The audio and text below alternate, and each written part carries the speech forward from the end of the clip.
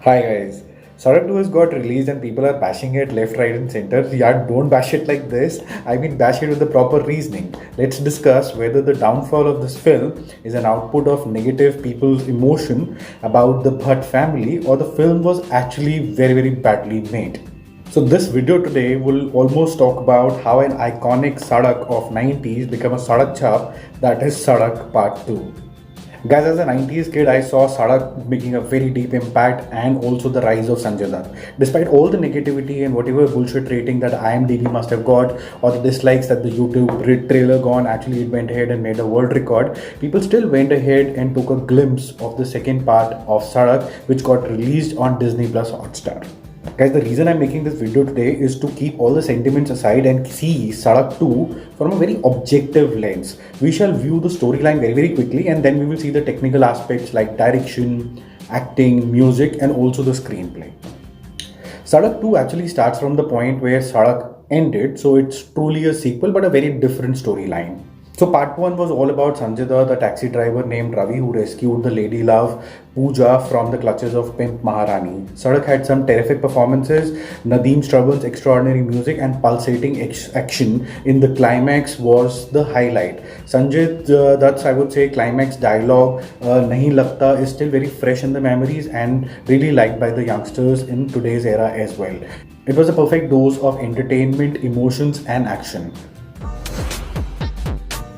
Arya Desai, played by Alia Bhatt, is on a mission to expose fake godman Gyan Prakash, who she also holds responsible for the death of her mother. But Arya is captured and sent to an asylum by her stepmother Nandini and gang of Gyan Prakash, from where she manages to escape.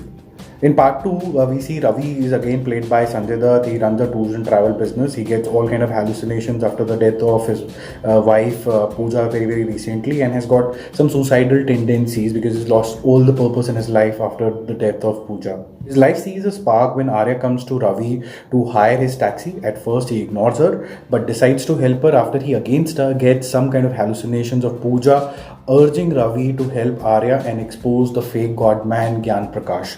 Ravi now gets a purpose in life. Vishal, played by Aditya Roy Kapoor, is Arya's boyfriend and also joins them in a road trip. So the story thereafter is very, very predictable, that is, everybody gets justice. So guys, the movie misses the bus on several grounds. But let's first talk about the saving grace. Yes, Sanjay Dutt is the only watchable character. Not only he looked his age, determined and disturbed occasionally as the character demanded, but also evoked a very strong emotion through his partially wet eyes, remembering his beloved wife Pooja.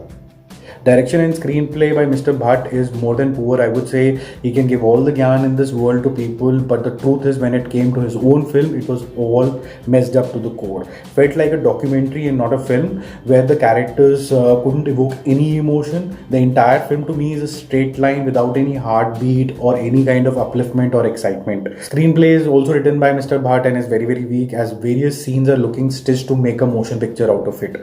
We don't relate to any character and lose interest midway. Many would switch off their TVs midway itself. Acting is very, very casual by other characters. Looks like chalte firte hi bana diye. Alia Bhatt, who's considered a good actress otherwise, looked very, very raw. Looks like she was in a very casual mood when she was acting in her father's film. Her acting was like screaming in every scene, but the purpose and the pain behind it wasn't felt. Aditya Roy Kapoor hardly contributed or lifted any scene. To me, he is wasting all the good opportunities that are coming his way recently. Makaran Deshpande as the villain, according to me, cannot even achieve 10% of what late Sadashiv did as a merciless Maharani. He was, I think, a misfit in the whole scheme of things. Music score is absolutely dull and none of the song really stays with you. Actually, I found them very, very irritating and they didn't connect with me at all. So guys, unfortunately I am unable to find any bright side in the film except some visuals of those long drives at the highway. To me, Sadak 2 has wasted all the good talented associated with this movie and had some pedigree otherwise. So guys, I hope I have filled you with all the rational reasons why this film really failed, keeping all the emotions aside about Mr. Bhatt and his family. Hope this helps you to have a more meaningful conversation with your friends and family. See you very, very soon with another exciting review. Stay connected and do share this video.